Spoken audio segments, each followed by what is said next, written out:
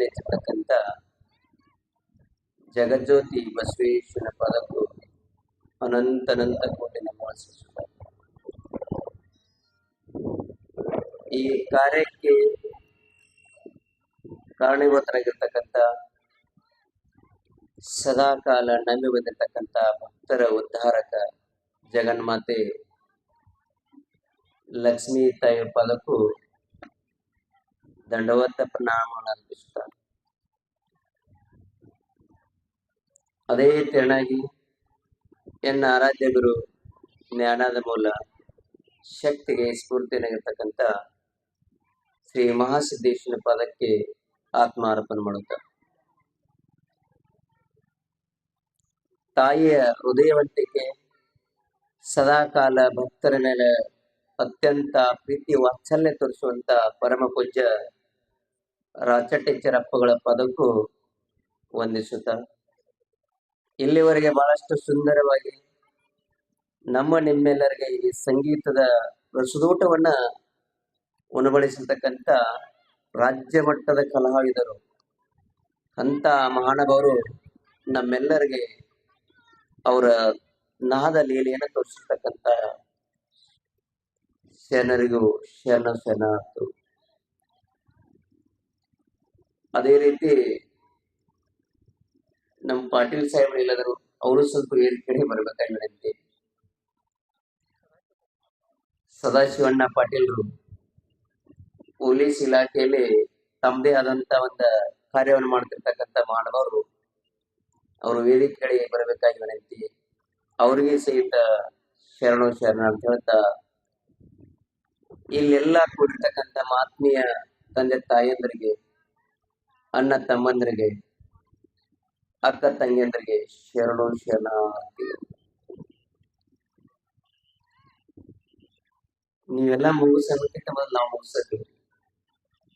ಯಾಕಂದ್ರೆ ನಾವು ಬೆಳಗ್ಗೆಯಿಂದ ನೋಡಾಕತ್ತೀವಿ ಕರಿಗಡಬ ಹಿರಿಯ ತುಪ್ಪ ಅಂತ ಮಹಾಪ್ರಸಾದವನ್ನ ಬಿಟ್ಟ ಇಲ್ಲಿ ಮ್ಯಾಲಕೊಂಡರು ಯಾರ್ಯಾರ ಹೌದಲ್ಲ.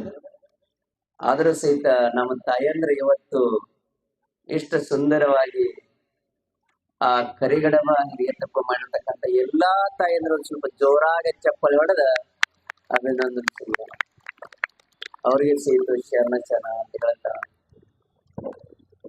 ಇವತ್ತು ಸತ್ಸಂಗ ಅಂತಕ್ಕಂಥ ಮಾತನ್ನು ತಿಳ್ಕೊಬೇಕು.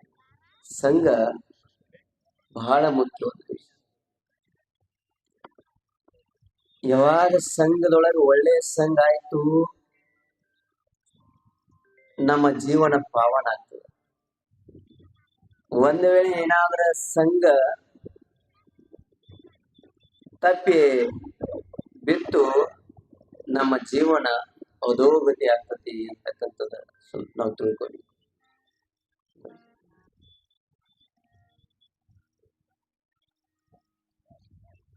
ಅಂತ ಸಂಘದೊಳಗ ನಾವು ಇರ್ಬೇಕಾಗ್ತದೆ. ಈ ಕಡೆ ತಮ್ಮ ಸಾಹೇಬರಿಗೆ ಕೊಡ್ಸಿಕೊಡ್ತಾರೆ.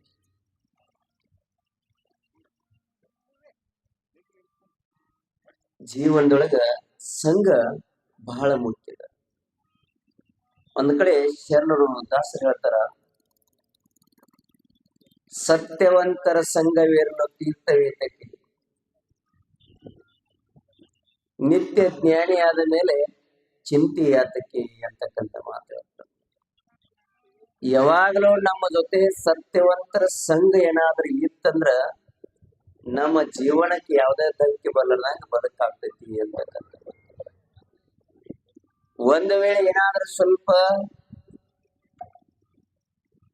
ಸಂಘ ಒಳ್ಳೇದಿಲ್ಲ ಆಗಿತ್ತಂದ್ರ ನಾವು ಒಳ್ಳೆಯವ್ರು ಇದ್ರು ಸಹಿತ ನಮ್ಮನ್ನ ದಾರಿ ತಪ್ಪಿಸ್ತದ ಅಂತಕ್ಕಂಥ ಮಾತನ್ನ ನಾವು ಸರಿಯಾಗಿ ತಿಳ್ಕೊಬೇಕು. ಆ ಸಂಘ ದೋಷದಿಂದ ಏನಾಗ್ತೈತಿ ಅನ್ನೋದು ಒಂದೇ ಒಂದು ಉದಾಹರಣೆ ಮುಗಿಸ್ತೀವಿ. ಏನಾಗಿತ್ತಂದ್ರ 2 ಗಿಳಿಮರಿಗಳು ಅವು ತಾಯಿ ಅವಕ್ಕ ಮರಿಗಳನ್ನ ಹಾಕಿ ಒಂದ ಗೂಡಿನೊಳಗೆ ಇಟ್ಟು,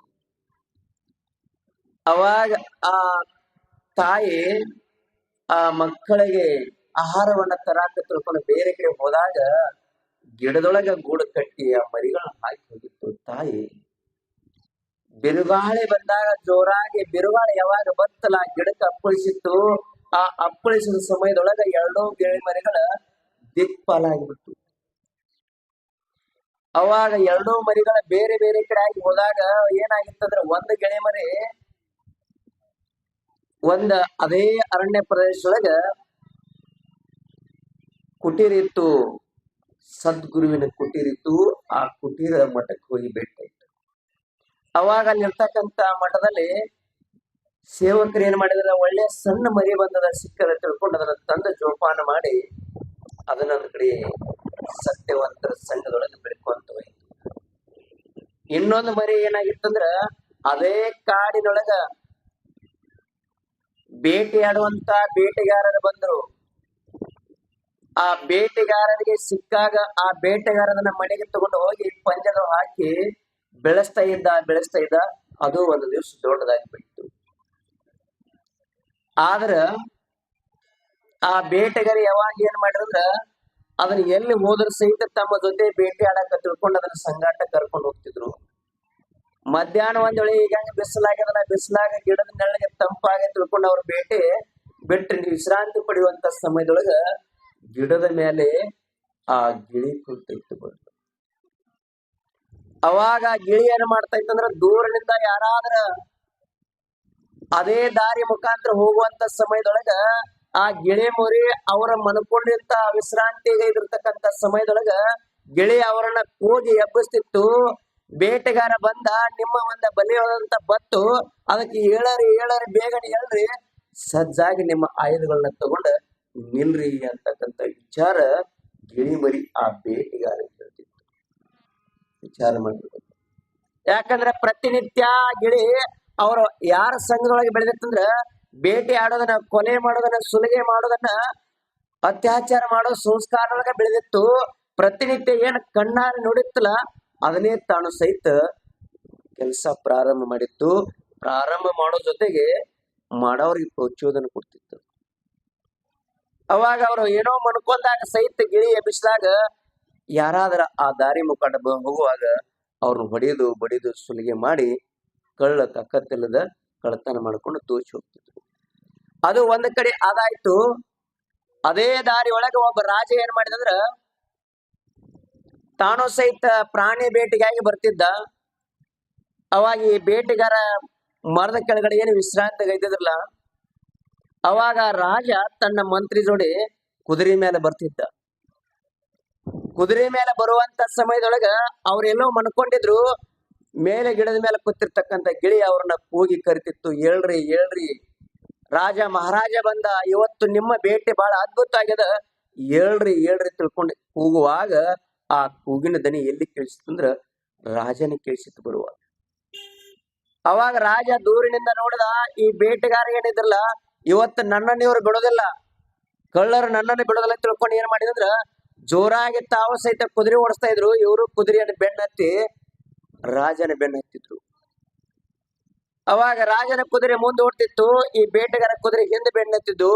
ಅವಾಗ ಸ್ವಲ್ಪ ರಾಜನ ಕುದುರೆ ಏನಾದ್ರೂ ಗಿಡದ ಮರೆಗೆ ಕಾಣಿಸ್ಲಿಲ್ಲ ಅಂದ್ರೆ ಸಹಿತ ಮ್ಯಾಗಿನಿಂದ ಹಾರ್ಕೊತ ಬೆನ್ನತ್ತಿರ್ತಕ್ಕಂಥ ಗಿಳಿ ಹೇಳ್ತಿತ್ತು, ಇದೇ ದಾರಿಯಿಂದ ಹೊಂಟಾನ ನೀವು ನಡ್ರಿ, ವಿಚಾರ ಮಾಡ್ರಿ. ಅಂತ ಸಮಯದೊಳಗೆ ರಾಜ ಎಲ್ಲಿಗೆ ಹೋಗಿ ಮುಟ್ಟಿದಂದ್ರ ಮುಂದಿರ್ತಕ್ಕಂಥ ಒಂದೇನ ಅಲ್ಲಿ ಸಣ್ಣ ಚಿಕ್ಕದಾದಂತ ಆಶ್ರಮ ಇತ್ತಲ್ಲ, ಆಶ್ರಮದ ಬಾಗಿಲಿಗೆ ಹೋಗಿ ನಿಂತ. ಅದೇ ಬಾಗಿಲದ ಮೇಲೆ ಒಂದು ಗಿಳಿ ಮರಿ ಇತ್ತು. ಈ ರಾಜನ ಯಾವಾಗ ನೋಡಿದಲ್ಲ ಅತ್ಯಂತ ಭಯಭೀತನಾಗಿದ್ದ, ಬಾಯಾರಿತ್ತು, ಇವನ ಮುಖ ಬಹಳಷ್ಟ ನೊಂದಿತ್ತು. ಅವಾಗ ಆ ಗಿಳಿ ಮರಿ ಗೇಟದ ಮೇಲೆ ಕುತ್ಕೊಂಡು ಕರಿತಾ ಇತ್ತು, ಬಾರಪ್ಪ ಬಾ ಒಳಗ ನೀರ್ ಕುಡಿ ಬಾ, ಕುಂಡ್ರು ಬಾ ಅಂತಿತ್ತು. ಅವಾಗ ರಾಜನಿಗೆ ದಿಗ್ಭ್ರಾಂತಿ ಆಯ್ತು. ಒಂದ್ ಗಿಳಿ ಮರಿ ಹೇಳತ್ತದ, ನನ್ನನ್ನ ಹಿಡಿವರಿ ಅಂತೇಳಿ ಕೂಗಿ ಕರೆಯಾಕತ್ತದ, ಈ ಗಿರಿ ಮರಿ ಹೇಳಾಕತ್ತಿದೀಪ, ಬಾರಪ್ಪ ಕುಂಡು ನೀರ್ ಕುಡಿ ಅನ್ನಕತ್ತದ, ಇದು ಎಂತ ಸೃಷ್ಟಿಕರ್ತನ ನೇಮ ಅಂತ ತಿಳ್ಕೊಂಡು ಆ ರಾಜನಿಗೆ ಅದ್ಭುತವಾಗಿ ಗೋಚರವಾಯ್ತು. ಅಷ್ಟೊಳಗ ಅಲ್ಲಿ ಸೇವಕ ಬಂದ, ರಾಜನನ್ನು ಕರ್ಕೊಂಡು ಒಳಗಡೆ ಹೋಗಿ ವಿಶ್ರಾಂತಿಗೆ ಮಾಡಕ್ ಹಚ್ಚಿ ನೀರನ್ನು ಕುಡಿಸಿ ಆರಾಮಾಗಿದ್ದವು. ಅಲ್ಲಿ ಏನಾಗಿತ್ತಂದ್ರ ರಾಜ ಯಾವಾಗ ಕೋಣೆ ಒಳಗೆ ಹೋಗಿ ವಿಶ್ರಾಂತಿಗೈತದ ಅವಾಗ ವಿಚಾರ ಮಾಡಿದ, ಒಂದ್ ಗಿಳಿ ಮರಿ ನನ್ನನ್ನ ಹೊಡಿರಿ ಬಡಿರಿ ಅನ್ನಕತ್ತದ, ಇನ್ನೊಂದು ಗಿಳಿ ಮರಿ ಹೇಳಕತ್ತದ ಕುಂಡ್ರ ಬಾ ನೀರ್ ಕುಡಿ ಬಾ ಅಂತ ಹೇಳಕತ್ತದ. ಇದು ಎದರಿಂದ ಕಾರಣ ಅಂತಂತು. ಒಂದೇ ತಾಯಿಯಿಂದ ಹುಟ್ಟಿರ್ತಕ್ಕಂತ ಎರಡು ಗಿಳಿ ಮರಿಗಳ ಎರಡು ವಿಚಾರಗಳು ಯಾಕದು ಅಂತಂದಾಗ ಅವನಲ್ಲಿ ವಿಚಾರ ಬಂದಾಗ ಅಷ್ಟೊಳಗೆ ಗುರುಗಳು ಎಲ್ಲೋ ಹೊರಗಡೆ ಹೋಗಿದ್ರು, ಬಂದ್ರು. ಇವನು ಸ್ವಲ್ಪ ವಿಶ್ರಾಂತಿ ತಗೊಂಡು ಶಾಂತಿಯಿಂದ ನೆಮ್ಮದಿ ಪಟ್ಟಿದ್ದ. ಬಂದು ಕೇಳಿದಾಗ ಗುರುಗಳಿಗೆ ನಮಸ್ಕಾರ ಮಾಡಿಸಿ ಪ್ರಶ್ನೆ ಮಾಡಿದ, ಯಪ್ಪ ನೀವು ದಿವ್ಯ ಜ್ಞಾನಿಗಳು, ನನಗೆ ಇವತ್ತಾಗಿರ್ತಕ್ಕಂಥ ಒಂದು ಘಟನೆ ಹೇಳ್ತಾ ಇದ್ದೀನಿ.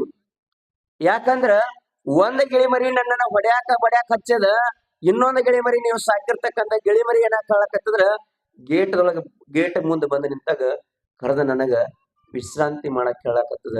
ಈ ಎರಡೂ ಗಿಳಿ ಮರಿಗೆ ವ್ಯತ್ಯಾಸ ಏನು, ಅದಕ್ಕೆ ಕಾರಣ ಏನು ಅಂತ ಕೇಳಿದ್ರು. ಅವಾಗ ರಾಜನಿಗೆ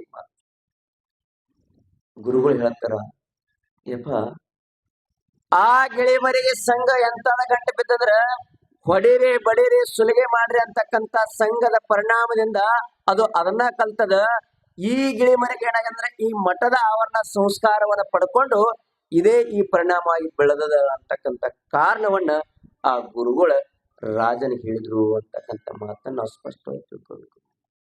ಯಾಕೆ ಈ ಮಾತು ಹೇಳಕತ್ತೀವಿ ಅಂದ್ರ, ಕೇವಲ ಆ ಗಿಳಿಯ ಮರಿಗಳ ಆ ರೀತಿ ಸಂಸ್ಕಾರದೊಳಗೆ ಬೆಳೆದಾಗ ಅಂತ ಪರಿಣಾಮ ಬೆಳೀತು ಆ ಗಿಳಿ ಮರಿಗಳಿಗೆ. ಆದ್ರ ನಮ್ಮ ಮಕ್ಕಳು ಸಹಿತ ಏನಾದ್ರ ಅಂತವರ ಸಂಘದೊಳಗೆ ಏನಾದ್ರ ಬೆಳೆದರ, ಎಂತವ್ರ ಸಂಘರಿ, ಕಳ್ಳರ ವ್ಯಸನಿಗಳ ಕಟ್ಟಿ ಮೇಲೆ ಕುತ್ಕೊಂಡು ಆಡೋರ್ತಿರ್ತಾರಲ್ಲ ಅವ್ ಏನಾವ್ ನಮಗ್ ಗೊತ್ತಿಲ್ರಿ. ಈಗ ಕಟ್ಟಿ ಮೇಲೆ ಕೂತ್ ಆಡೋದು ಬಿಡ್ರಿ, ಕೈಯಾಗಿರ್ತಕ್ಕಂಥ ಮೊಬೈಲ್ದೊಳಗ ದೊಡ್ಡ ಸಂಘ ಚಾಲು ಆಗೈತಿ. ಬಹುಶಃ ನಮ್ ಸಾಹೇಬ್ರು ಗೊತ್ತಿರ್ಬೇಕು, ಬೆಂಗಳೂರದಾಗ ಒಂದು ಘಟನೆ ಇತ್ತು. ಬಹುಶಃ 2-3 ತಿಂಗಳ ಹಿಂದ್ಗಡೆ ಆ ಮೊಬೈಲ್ ಆಡುವಂತ ಸಮಯದೊಳಗ